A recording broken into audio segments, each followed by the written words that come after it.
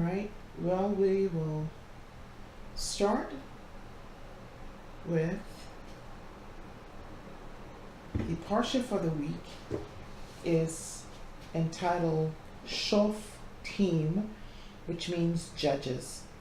And it's found in Deuteronomy 16th chapter, 18th verse, the 21st chapter, 9th verse. And in my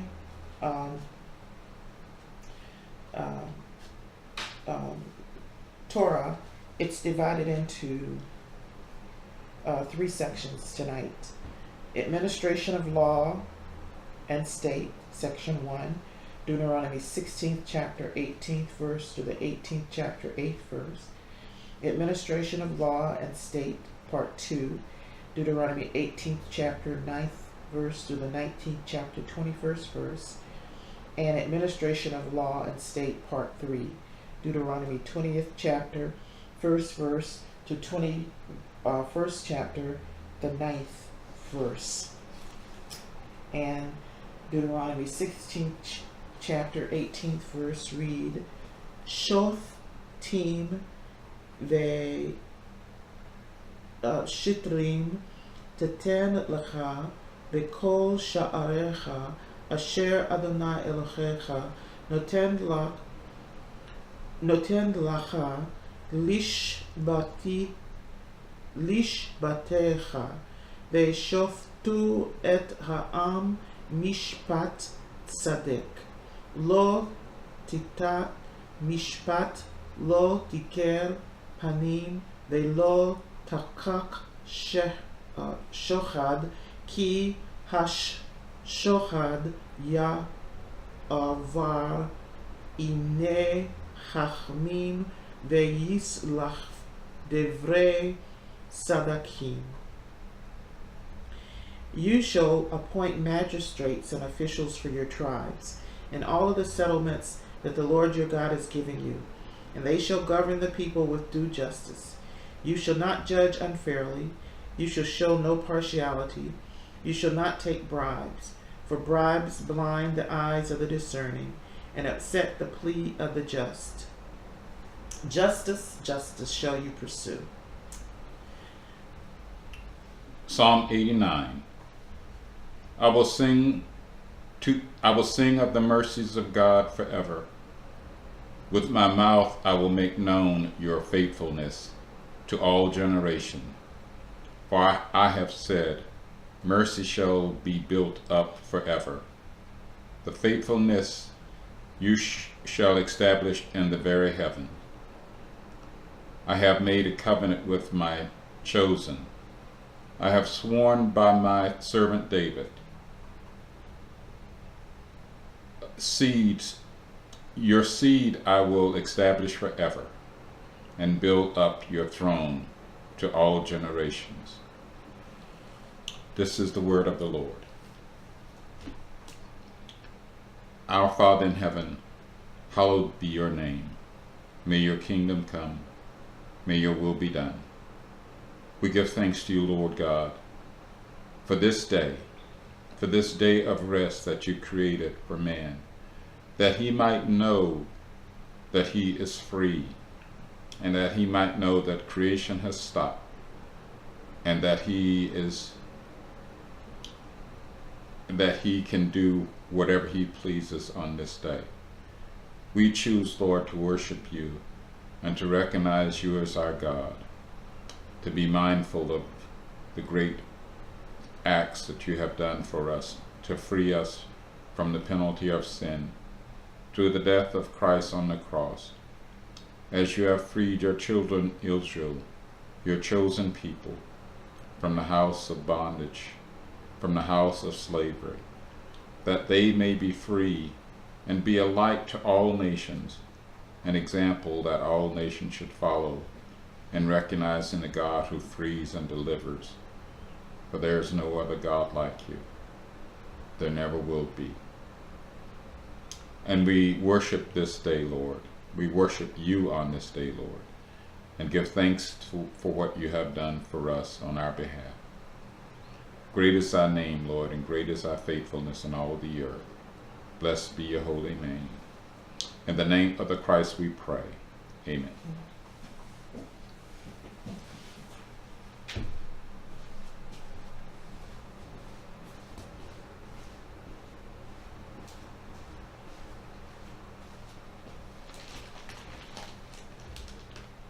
Baruch atah Adonai Eloheinu melech haolam hamotze lechem means ha'art. Blessed art thou, Lord our God, King of the universe, who gives bread from the earth.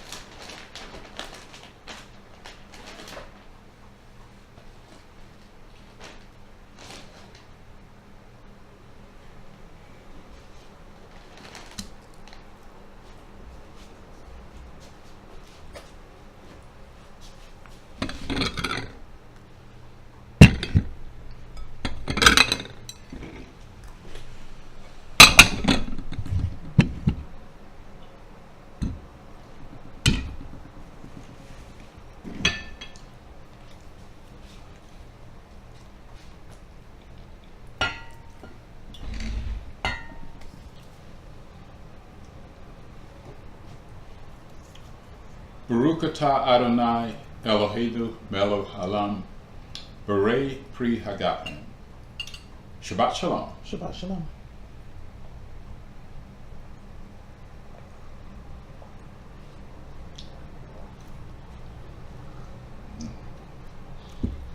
Shabbat shalom.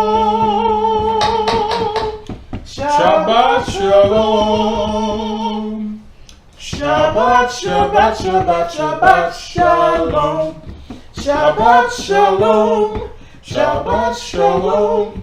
Shabbat, Shabbat, Shabbat, Shabbat, Shalom. Shabbat, Shabbat. Shabbat, Shabbat, Shalom. Shabbat, Shabbat. Shabbat, Shabbat, Shalom. Shabbat, Shalom. Shabbat, Shalom. Shabbat, Shabbat, Shabbat, Shabbat, Shalom. Shabbat Shalom, everybody. Shabbat shalom. Shabbat Shalom. What a special Shabbat, as I say of them all. But I think this one, again, we're leading up to Moses' death, and he's giving Israel the instructions again. It's again, he's reminding them of what was done from Genesis to, I don't want to get it wrong, Genesis to Numbers. He's reminding them of God's law. And so we have the three-part sections tonight.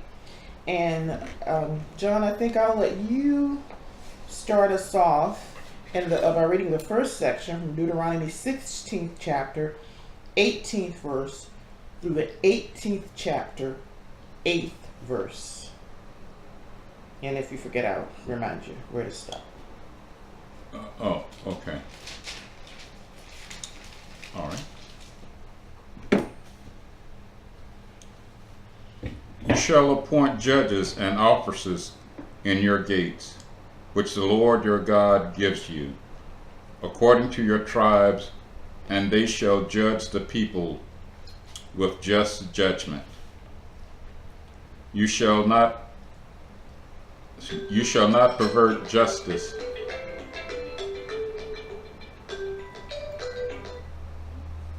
You shall not show partiality, nor take a bribe, for a bribe blinds the eye of the wise and twists the words of the righteous.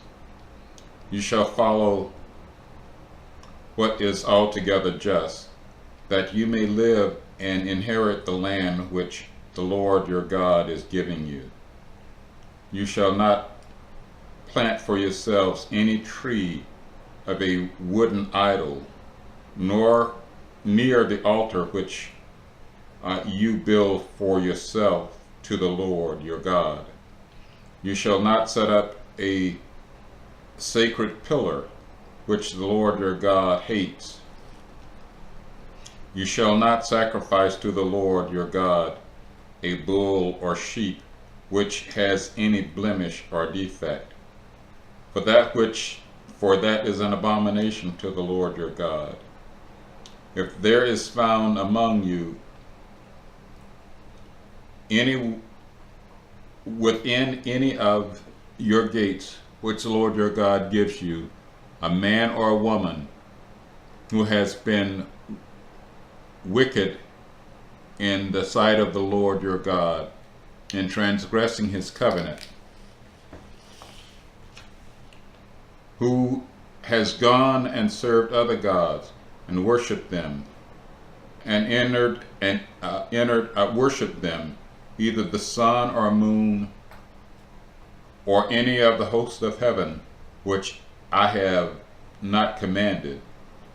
And if it's told you, and you hear of it, then you shall inquire diligently. And if it is indeed true and certain that such an abomination has been committed in Israel, then you shall bring out to your gates that man or woman who has committed that wicked thing, and shall stone to death that man or woman with stones. Whoever is deserving of death shall be put to death on the testimonies of 2 or 3 witnesses. He shall not be put to death on the testimony of 1 witness. The hand of the witness shall be the first against him to put him to death, and afterwards the hand of all the people. So you shall put away the evil from among you. If a matter arises which is too hard for you to judge, between degrees of guilt and bloodshed, between one judgment or another, or between one punishment or another matter, to controversy within your gates, then you shall arise and go up to the place which the Lord your God chooses. And you shall come to the priest, the Levite, and to the judges there in those days, and inquire of them. They shall pronounce upon you the sentence of judgment. You shall do according to the sentence which they pronounce upon you in that place which the Lord chooses, and you shall be careful to do according to all that they order you, according to the sentence of the laws in which they instruct you, according to the judgment which they tell you. You shall do.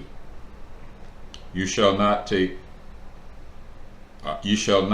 turn aside to the right hand or to the left for the sentence which they pronounced upon you. Now the man who acts presumptuously and will not heed the priest who stands in to minister there before the Lord your God, or the judge,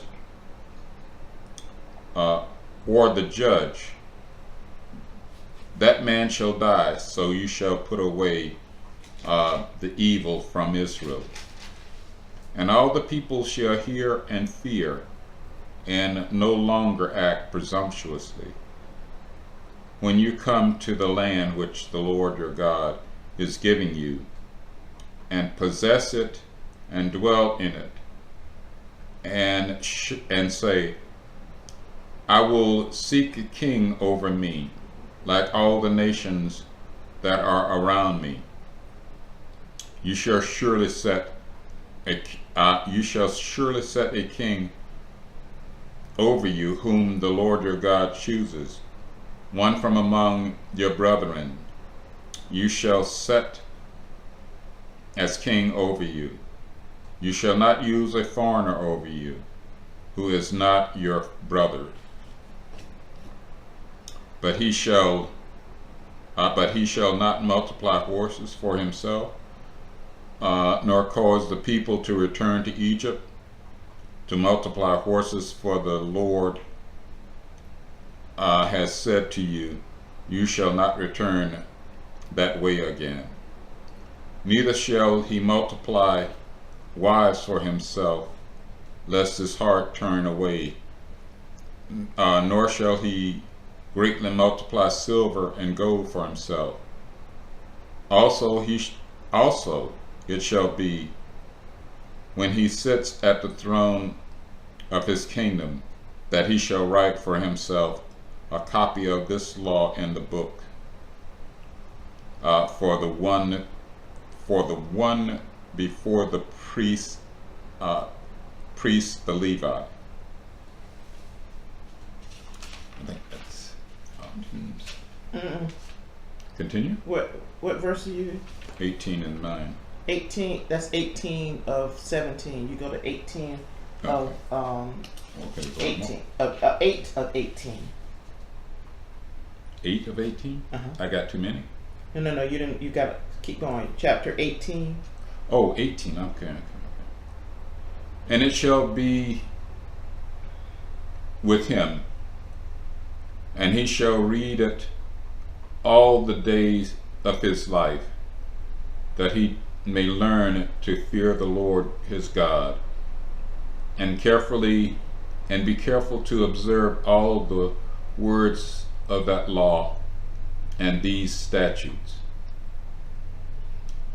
And his heart may not be lifted above his brethren, that he may not turn aside from the commandments to the right hand nor to the left, and that he may prolong his days in the land, in the kingdom, he and his children in the midst of Israel. The priests, the Levi, and all the tribes of Levi shall have no part nor inheritance with Israel. They shall eat the offering of the Lord made by fire, and his portion. Therefore they shall have no inheritance among their brethren. The Lord is their inheritance, as he said to them. And this shall be the priest's due from the people, for those who offer a sacrifice, whether it is a bull or a sheep, they shall give to the priest the shoulder, the cheeks, and the stomach, the firstlings of your grain and your new wine and your oil, and the first of the fleece of your sheep you shall give them. For the Lord your God has chosen him out of all your tribes to stand to minister in the name of the Lord, him and his sons forever. So if a Levite comes from any of your gates, from where he dwells among all Israel, and comes with all the desire of his mind to the place which the Lord chooses, then he may serve in the name of the Lord his God, as all his brethren, the Levites, do, who stand there before the Lord. They shall have equal portion to eat, besides what comes from the sale of his inheritance. That's it. Okay. Okay. Quite a bit of ground to cover there, but that's true of most of them with all the verses we read. But one parallel I think that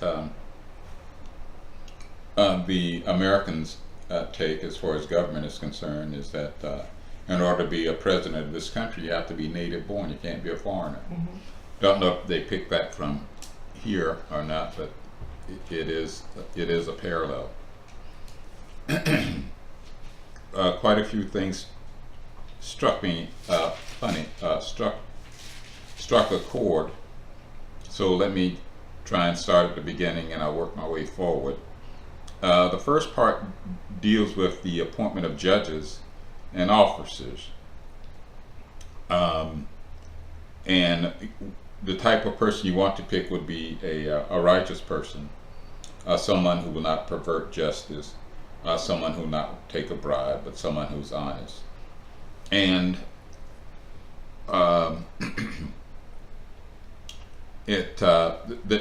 there's one phrase that one of the commentators picked out, was that said we pick judges and officers in all your gates. Now one goes a little bit further, but one said, well, gates are used as entryways. Mm-hmm. And he goes further to say that we should put judges to guard the entryways of ourselves, of our mind, of our eyes, and of our ears. That we should judge the things that we hear and see and do as well. So these are not necessarily just judges to judge the people, honest judges, but we should also be judges for the things that we see and do and hear as well. There should be just judges. What this is portraying here is a type of what is being built here is a righteous society of people who will judge rightly. So they're building God is having them build a society built based on justice, no respecter of person, of equality, and a just society, not a corrupt one. Also, further on,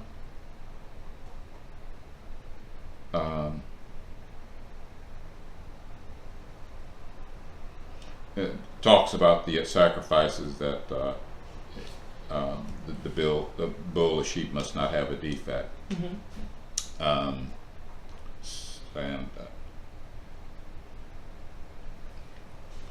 And let's see, where else do we go? Also, the call not to worship idols,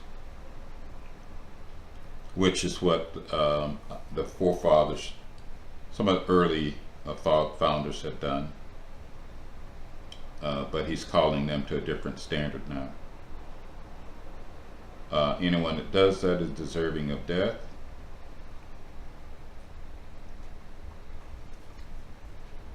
Now, there's an item there that I suppose I forgot, when they wanted to select a king. Mm-hmm. And Mm-hmm. One thing I guess I forgot was the king. And reading this, I'm not exactly sure if maybe I was expecting too much. But the king is supposed to write down, make Yes. a copy Yes, of I'm going to see the Torah. exactly. He's supposed to write down the whole book itself. Yes. Now I don't know of any of the kings that were chosen that actually did that. I don't even know if David did it, but that's what the king was supposed to do. Make a copy of all the law, of the Torah. That would be a good thing to do, I suppose. It sounds like a nice thing to do, but it will be something. Says also it also gives some of the other qualification. He shouldn't amass a lot of money or wives, because these things turn you away. Mm-hmm. But I think the idea of writing a copy of the Torah down would be something. Oh yeah. The way it's done now, if a mistake is made, they just kind of throw it away and start again. So maybe they would write just the various books, and once one scroll is done, if it's perfect, then he goes to the next. And if he makes a mistake, well, that has to be thrown away. But I thought that was interesting. I thought there was something different in 18. So we stopped.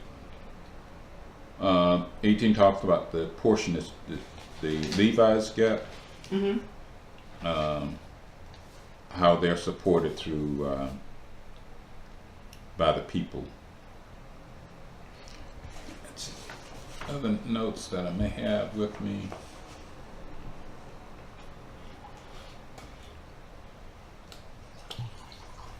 Now, well, one other comment I did single out was that when the judges are appointed, maybe I wasn't clear. I was probably garbled up part of what I meant to say. But when they appoint judges and officers at the gate, we also should appoint judges over our consciousness. So we should put judges over our conscience as well. And the purpose of this is to establish a righteous judgment for ourselves and for the community itself. So what is being built now or being established here is a righteous judgment. When it says officers, I get the impression it also includes police, and not just judges, but policemen, and some go so far as to say, well, city managers and those kinds of too. So it shouldn't just be limited to just judges. It should also extend to the various city administrations and also police as well. And that pretty much covers what I have so far with this. And that was the one thing I wrote down. It was from 18 through 20, where God commands. It said it's okay for you to have a king, but he, when he is seated on his royal throne, he shall have a copy of this teaching written for him of the Torah. And in my commentary, they were asking not in the commentary, in the Hebrew for Christians, the Shabbat table talk, they asked the question, well, I thought that God didn't want them to have a king. Well, no, you can have a king under these circumstances, but and God clearly says what he wants the king to do, and they use Solomon as an example, who went against what God said, and he had many wives, and he set up altars to the wives' gods for the wives. So that was again something that's against God. But I love that when I did see that, like you, thought that to have your own Torah, and it says for them to have their own Torah, and let it remain with him, and let him read in it all his life, so that he may learn to revere the Lord his God, to observe faithfully every word of this teaching as well as these laws. So that's another caveat. You don't just have the Torah and sit it on the table. You read from it and learn God's laws. So yeah, you should be a student of Torah as well, not relying on necessarily not relying on someone else to tell you what's there. Exactly. Yeah. You're in essence a lawyer, because you're learning the laws of God. So anyway, that's one thing. That's the major thing that I got out of this first section. Do you have anything else before we go on to section 2?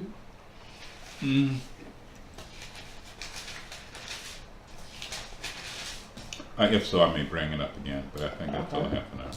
Well, section 2, we'll go to section 2. After section 2, we'll take a break. But section 2, I call the Messianic part of the Torah.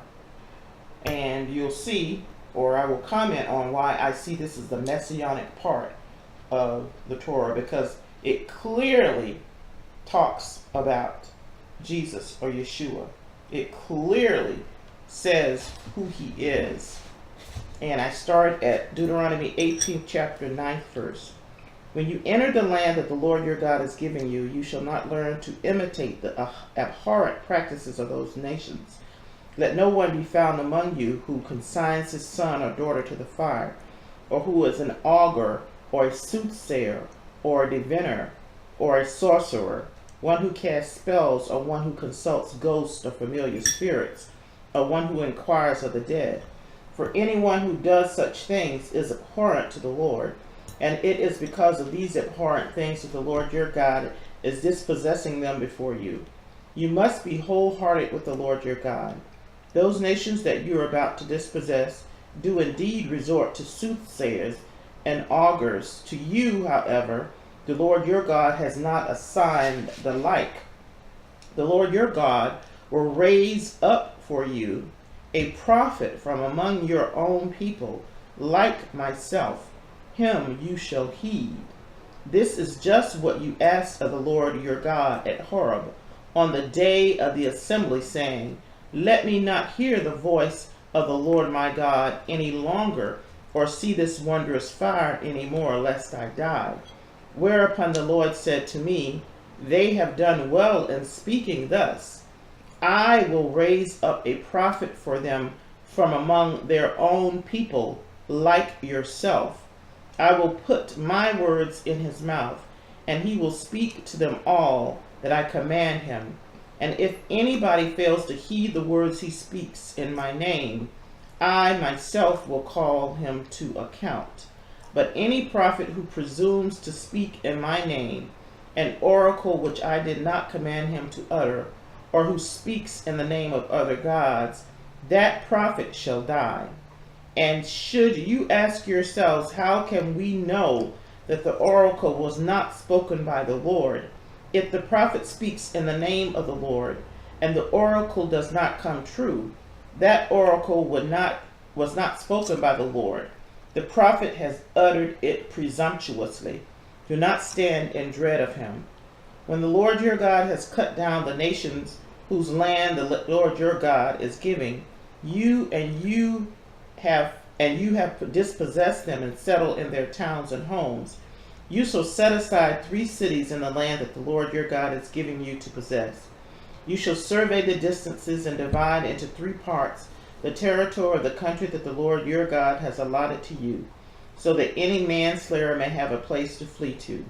Now this is the case of the manslayer who may flee there and live, one who has killed another unwittingly, without having been his enemy in the past.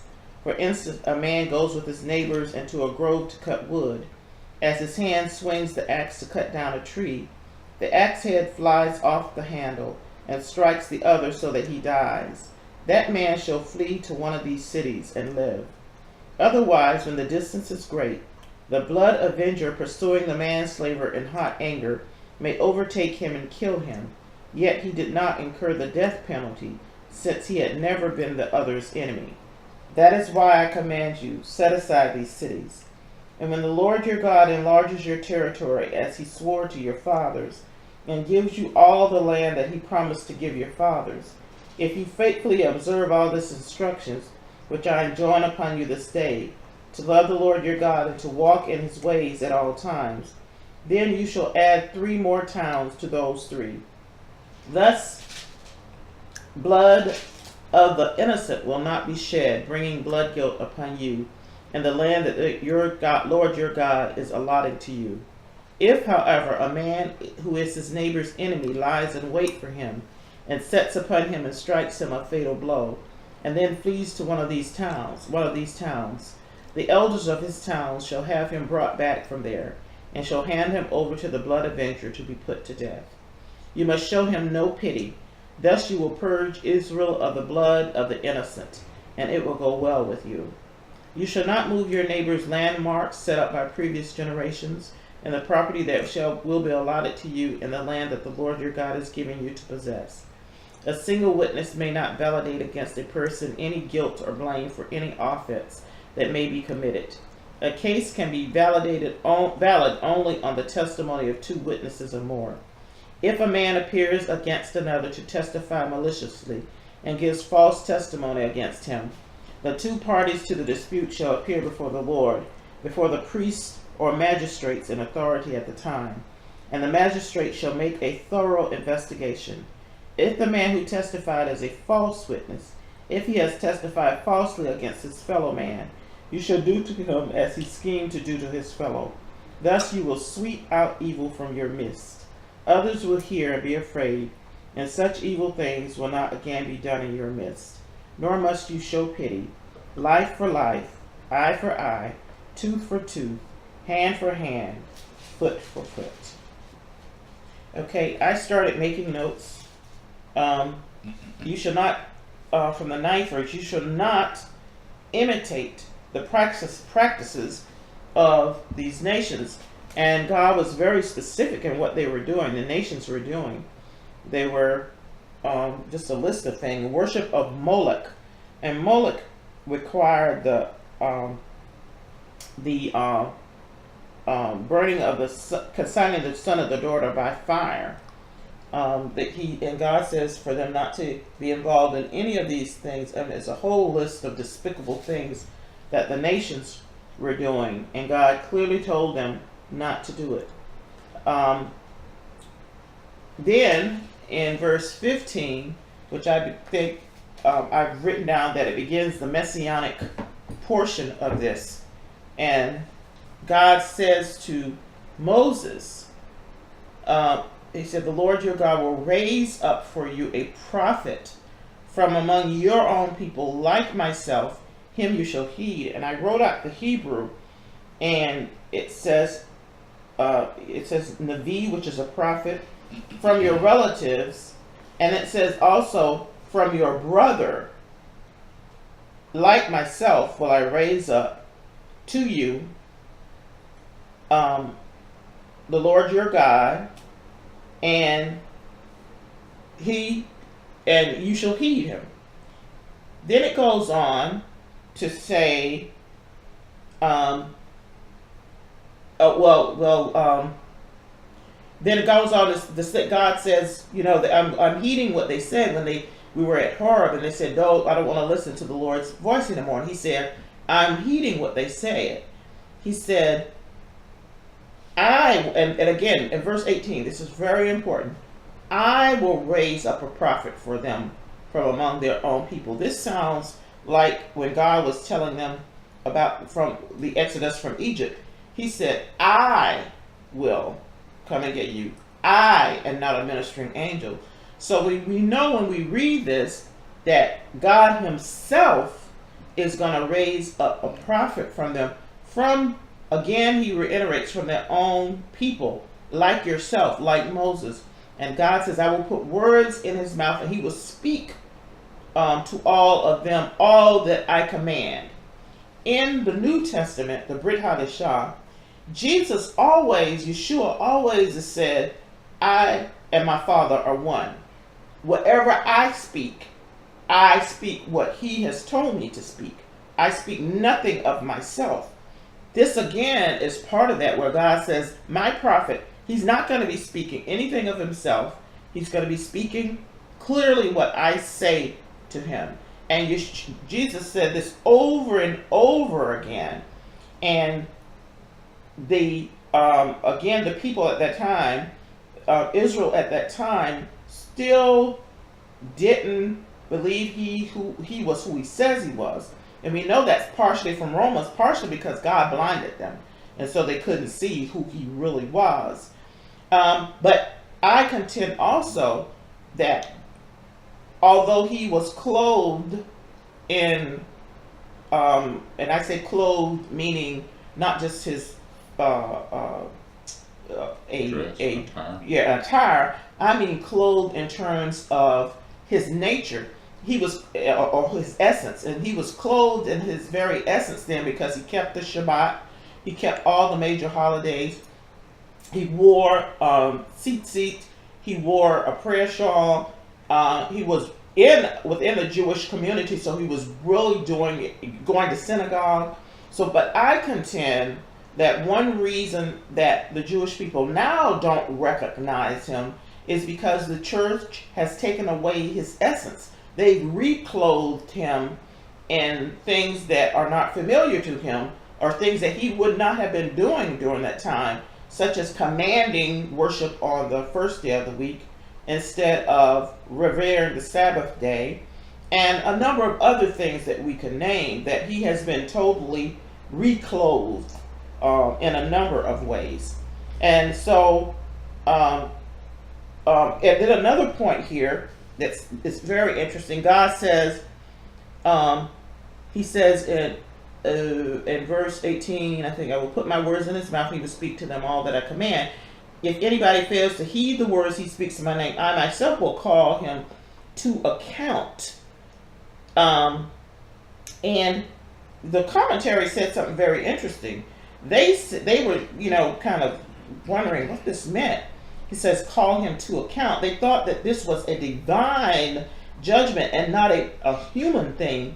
And in the commentary, which this is a Jewish commentary, it's not, they don't believe that Yeshua is the Messiah. They said perhaps he will die prematurely. I thought that was interesting. But this is, again, very clearly messianic, where God tells Moses, yes, I'm going to raise up. He's going to supernaturally do it. Because when God is doing something, just as when he took him out of Egypt, it was a supernatural event that God said, I will do this. I will take care of this, as he said when he was releasing the people from Egypt. And also, I wrote that that's it. That's basically because I was just mainly trying to get more depth out of this particular portion here, where God himself is prophesying that he will have a prophet, much like Moses in his essence, because Moses did a number of things. He freed, he was instrumental in helping to free Israel from Egypt. He gave the words, helped to give the words from God, the Torah, to Israel. And Jesus is very much along that same pattern, where he will free Israel, or has freed us from our sins. And Jesus is himself the Torah made flesh. Your comments? Okay. One thing I forgot to mention from the last section, where the king shall not return to Egypt. There was one commentator mentioned that was they shouldn't go backwards. Yes. We're always going forward. We're not looking in the past or going backwards. We're always progressing. Not necessarily looking for tomorrow, but being satisfied with God in the presence as we are now today, without looking forward, looking into tomorrow. And in fact, not so fearful of tomorrow that we go out and seek out soothsayers, or even read our horoscope to find out what's going to happen tomorrow, so we know what to do. But we should not live in that kind of fear. My Bible doesn't use that word, but yours does use the word "be wholehearted," which is has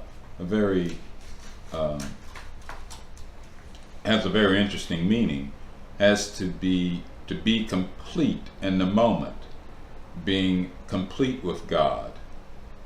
Also being the idea of being innocent. But when God calls us to be wholehearted, he's asking us to be satisfied with what we have in him now, and not to be fearful of tomorrow. We're to conduct ourselves with God with simplicity, without relying too much on the future, accepting whatever happens to us with simplicity, and you'll be rewarded for that. Also means basically we depend on him, this idea of being wholehearted. Not to be fearful, not to worried, not to be in fear of tomorrow, but to be complete in Him. The Messianic prophecy of where God will send another prophet, yes, points to Christ. Doesn't give a time frame. It doesn't go into the purpose or the objective. I was trying to look to see the placement of that prophecy in between the two verses, and I couldn't. Maybe the idea is that, or maybe it does make sense. Folks are fearful of tomorrow, and they look for soothsayers to try and get a glimpse of what tomorrow is. Well, God says, no, you don't. To look to them as an abomination. I'll tell you what I'll do. I will send a prophet to satisfy your fears, or to dispel your fears, and perhaps even give you a glimpse. Well, to be a companion to you, to confirm that I'm with you. But it's this idea of a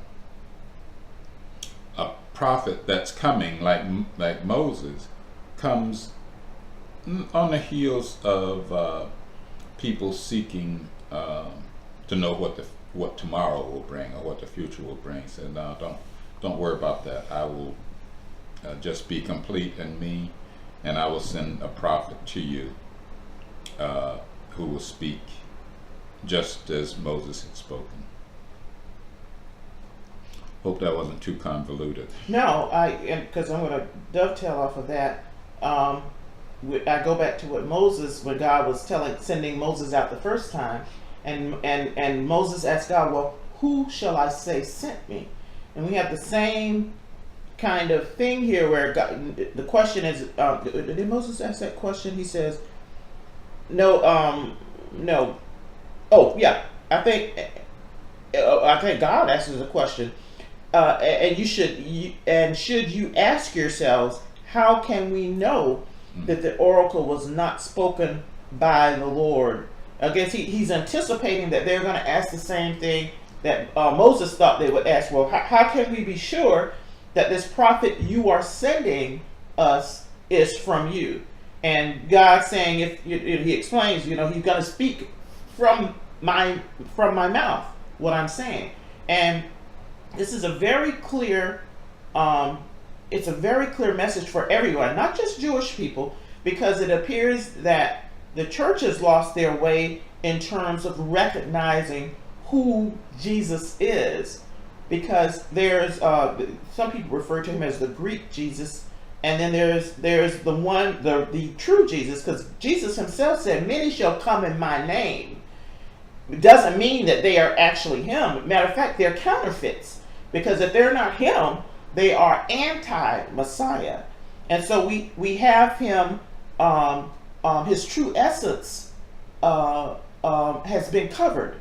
And so that's, again, I interject that this is one of the reasons that the Jewish people don't recognize him now, is that his true nature has been covered, because the things that he's supposedly saying, you must worship on Sunday, you can eat any foods that you want, those were not from God. God didn't say that. God clearly said, remember the Sabbath day, keep it holy. We went through the food last week. There are certain things that God deems as unholy.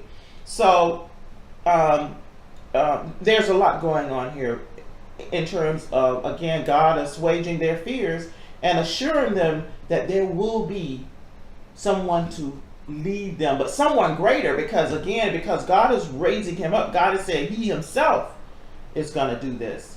He's not going to depend on any human.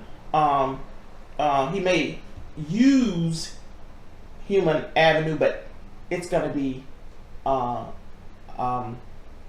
miraculous. I'll just use that word. Yes, there's something that's, I guess I'm a little curious on, because last week we talked about if a prophet or someone comes and tells the people something and it comes to pass, God says he may be, and the guy wants to change the law. Yes. Then he says, I'm sending that to test you. Well, here, and maybe my Bible is reading it different, but I'll read it again. Verse 22. Mm-hmm. When a prophet speaks in the name of the Lord, if the thing does not happen or comes to pass, it seems like that's going both ways. If it doesn't happen or comes to pass. Maybe my translation is a little weird. Now in here, and we have to compare it, because in here they're saying, if the prophet speaks in the name of the Lord and the oracle does not come true, that oracle was not spoken by the Lord. Now I'm wondering, and I didn't research that, if the oracle is talking about the Torah, because it says the oracle was not spoken by the Lord, because it's talking about, he's speaking something, so it's talking about his laws, I believe. Mm-hmm. But again, I don't. Mm-hmm. But then again, my commentary says, because it did talk about, it says the Torah distinguished between two types of false prophets: one who thought he spoke in God's name, and the other who deliberately prophesied in the name of false gods. It says chapter 13, I guess what we read, deals with the latter. The text above with the former. This one, the one last week, said he deliberately prophesied in the name of false gods. And this one is supposedly speaking in the name of God. Yeah, I got that part. Speaking, okay. Speaking. But because again, I remember Yeshua always saying that I, my Father, one, what you hear me speak, he speaks to me. I'm not going to speak anything that he doesn't tell me to speak. Mm-hmm. He constantly said that over and over again. Yeshua was not a false god in the sense that he was prophesying in the name of other gods. No, he was talking about the God of the universe and telling them. Mm-hmm. Now there were other false prophets from I know in Acts they were they were talking about the ones that were now I can't remember, that they were definitely prophesying in the name of false gods. And maybe that's what soothsayers do also, because they're not prophesying in the name of the God of Israel. And they brought up did they bring it up in this section? They talked about, remember when, I think they talked about, remember when Saul asked the witch of Endor to bring up Samuel. Yeah. Well, they said here, now this is interesting. They said, like the witch of Endor, they said, talking about ghosts being consulted, but they said it is translated in Hebrew as a, and I can't pronounce this right, this maybe, but basically it's ventriloquist. Mm-hmm. So you basically having them, these were not. These people that the soothsayers were conjuring up were false gods. Were just ventriloquists. Yeah, they were. Yeah, they were ventriloquists, like man. That you were speaking something from, who knows, from the pit of hell. I may have to read that one a little bit more. Pick a different version. Yeah. All right. Anything else before we take our break and then proceed on to the third part?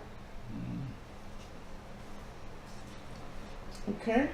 All right. Well, we'll take our break and then we will come back. We'll do the administration of law and state, the third part, Deuteronomy 20th chapter, verse 1 through 21, 9. And we'll just take a break right here.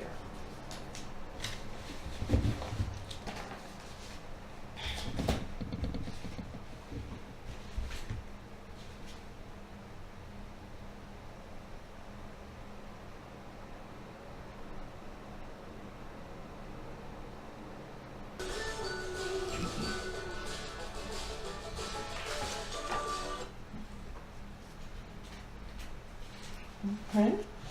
All right. Well, we'll now go on to the third part of the Torah Parshah, and it's entitled Administration of the Law and States, Part 3, Deuteronomy 20th chapter, verse 1 through 21st chapter, verse 9. And do you want to read that? Okay. I'm sorry. Where am I starting again? 20th chapter, verse 1. Okay. And you can do half, I can do half. Why don't you go to 20th chapter, verse 1 through 14. And All right. Then I'll finish up. All right. When you go out to battle against your enemies and see horses and chariots and people more numerous than you, do not be afraid of them, for the Lord, for the Lord your God is with you, who brought you up from the land of Egypt. So it shall be with you. It shall be when you are on the verge of battle, that the priest shall approach and speak to the people. And he shall say to them, Hear, O Israel, today you are on the verge of battle with your enemies. Do not let your heart faint. Do not be afraid, and do not tremble or be terrified because of them. For the Lord your God is he who goes with you to fight for you against your enemies, to save you. Then the officers shall speak to the people, saying, What man is there who has built a new house and has not dedicated it? Let him go and return to his house, lest he die in the battle, and another man dedicates it. And what man is there who has planted a vineyard and has not eaten of it? Let him go and return to his house, lest he die in the battle, and another man eats of it. And what man is there who has betrothed to a woman and has not married her? Let him go and return to his house, lest he die in the battle, and another man marries her. The officers shall speak further to the people and say, What man is there who is fearful and faint-hearted? Let him go and return to his house, lest the heart of his brethren faint like his heart. And so it shall be, when the officers have finished speaking to the people, that they shall make captains of the armies to lead the people. When you go near a city to fight against it, then proclaim an offer of peace to it. And it shall be that if they accept your offer of peace and open to you, then all the people who are found in it shall be placed under tribute to you and serve you. Now if the city will not make peace with you, but make war against you, then you shall besiege it. And when the Lord your God delivers it into your hand, you shall strike every male in it with the edge of the sword. But the women and little ones, the livestock, and all that is in the city, all is spoiled. You shall plunder for yourself, and you shall eat the enemy's plunder, which the Lord God gives you. Okay. 15. Thus you shall deal with all the towns that lie far from you, towns that do not belong to the nations hereabout. And the towns of the latter people, however, which the Lord your God has given you as a heritage, you shall not let a soul remain alive.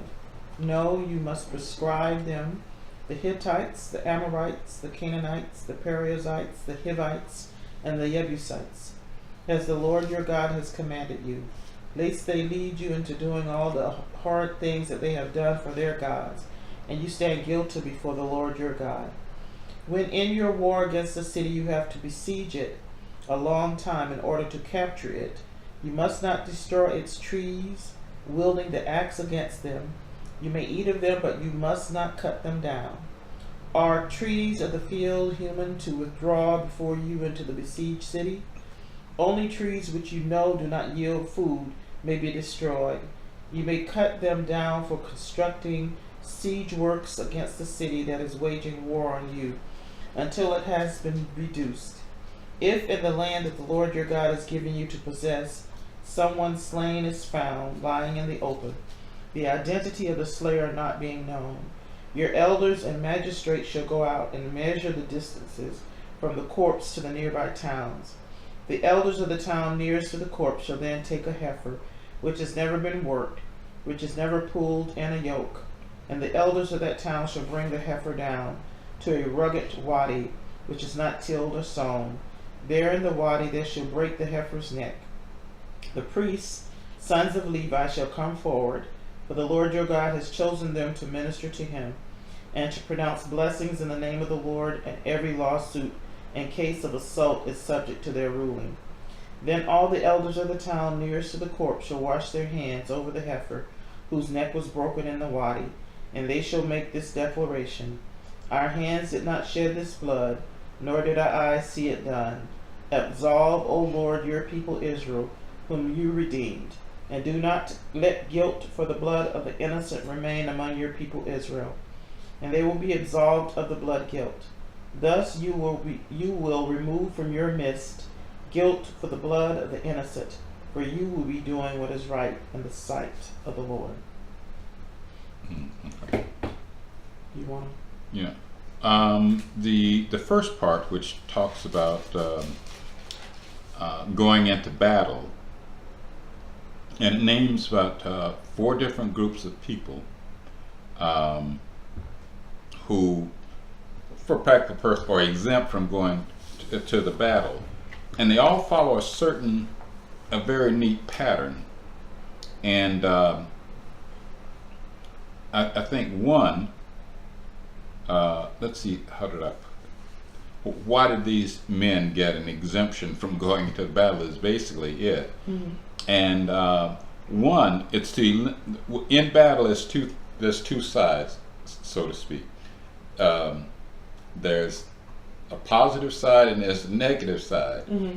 And what you don't want when you go into battle is to have any negative influence or negative ideas on your side, because what they do, if anything negative influence or negative ideas, or some folks whose heart's not in the battle, they tend to bring everybody else down.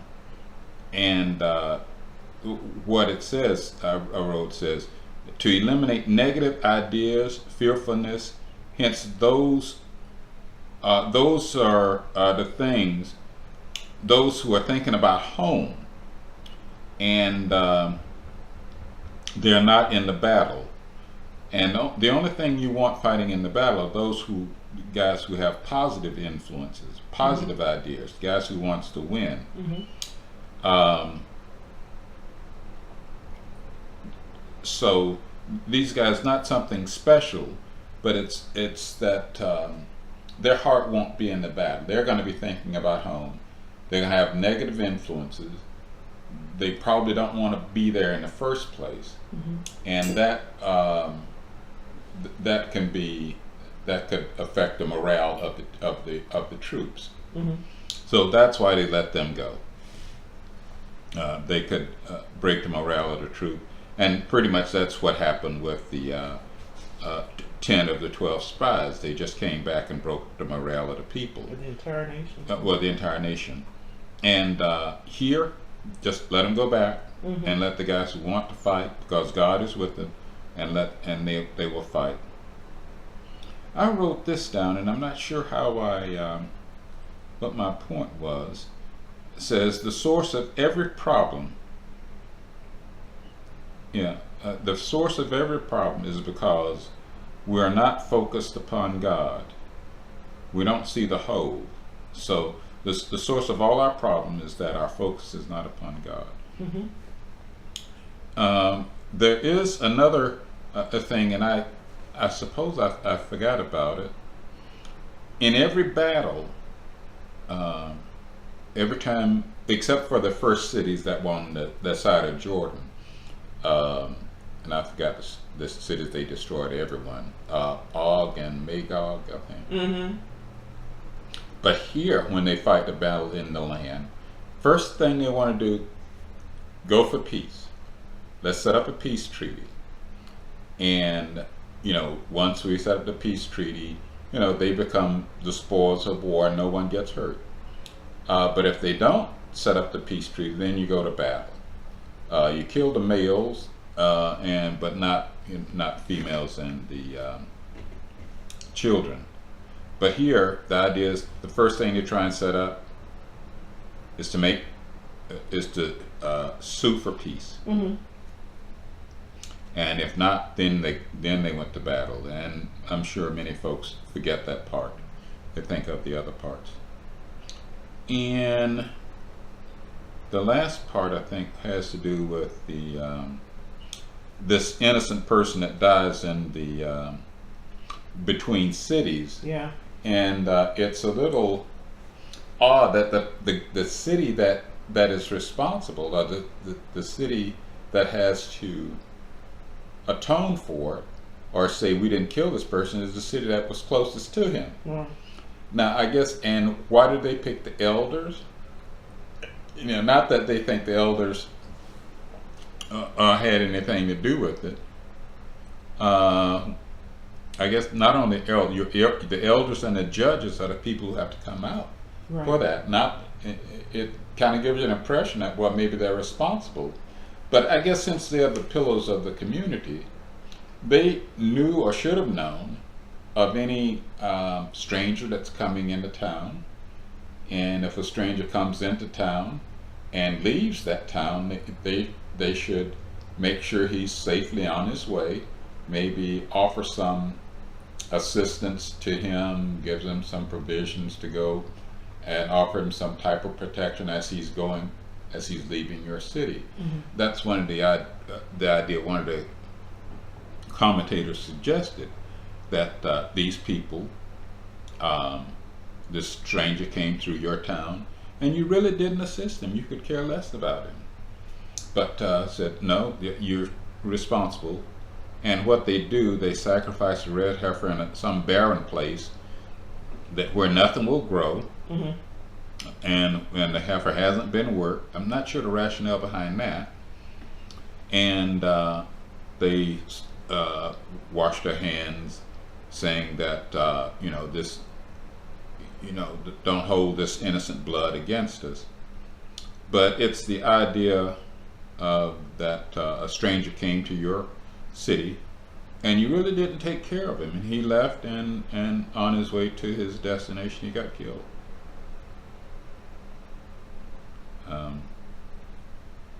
So there's probably more to it than that, but that's the best I can get. Right, that's good.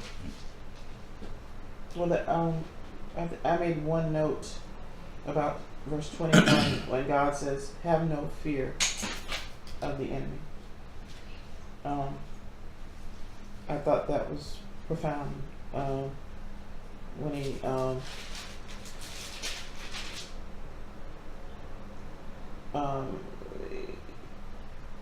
because he says, "Have no fear then, for the Lord your God, who brought you out from the land of Egypt, is with you." And that reminds them, God did such a great feat in annihilating Pharaoh and his army.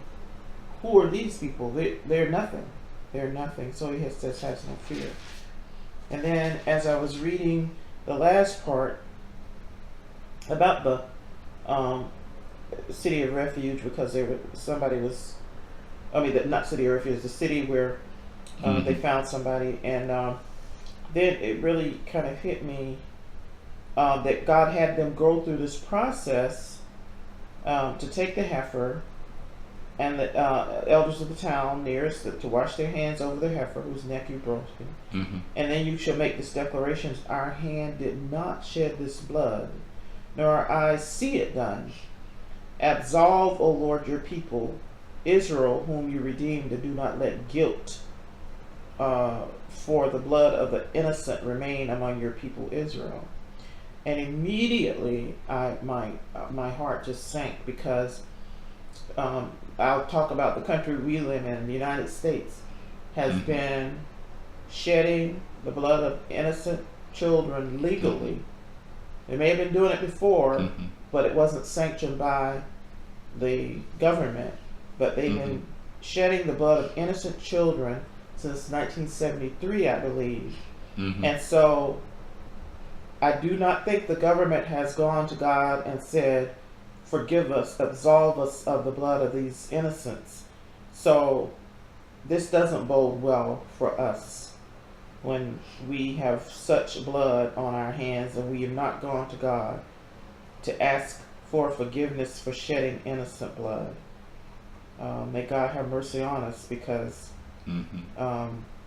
according to this, God has been keeping notes. He's not oblivious to what's been going on, and he will not allow this innocent blood not to be avenged. He will not. He will avenge his innocent blood, and may God have mercy upon us. Amen. Amen. All right. Anything else? We've done. We've completed this parsha. This, again, I think it's a lot of rules, and again, what was in the Torah before, from Genesis to Numbers, reminding Israel what God expects of them. Reminding the kings, the leaders, what God expects of them. To write your own Torah and read it all the time, so that you know what God expects of you, and so you could be a righteous king. So Moses is not leaving them without information, because here we are yet today reading what Moses was reminding Israel to do.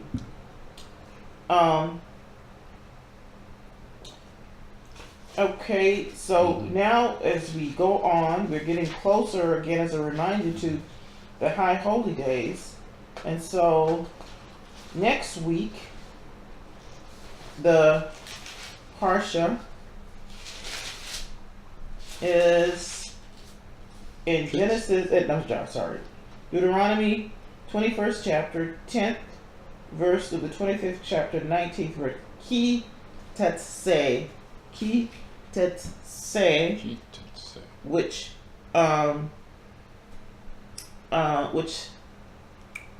means portion of which means I want to get the right word.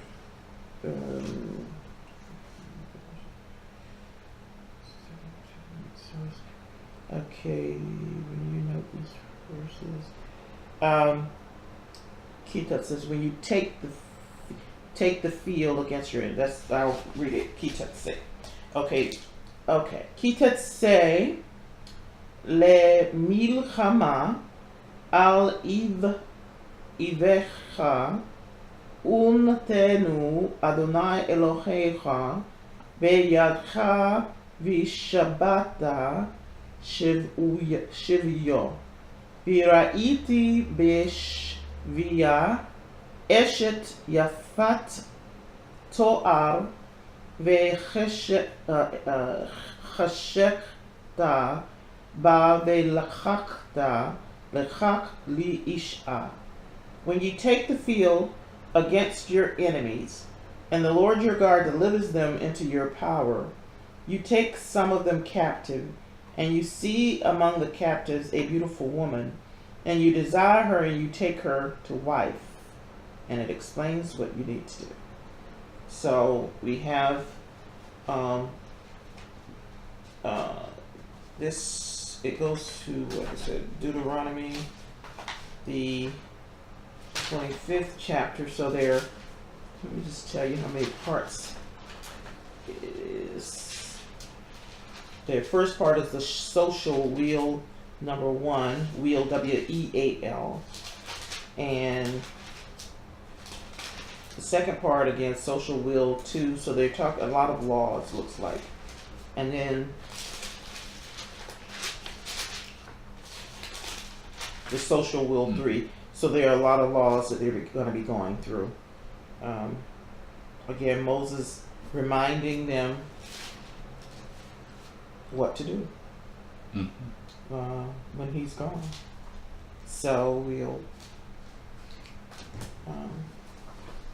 get to that next week. And we've done what the Lord has commanded us to do.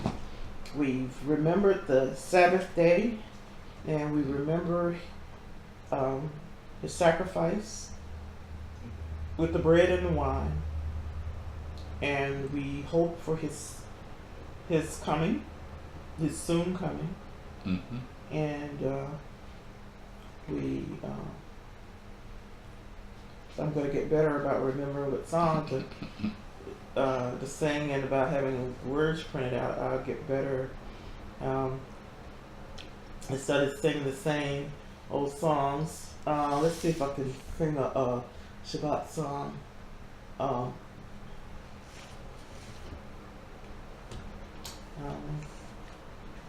Let's see. Okay, we will sing a Shabbat song.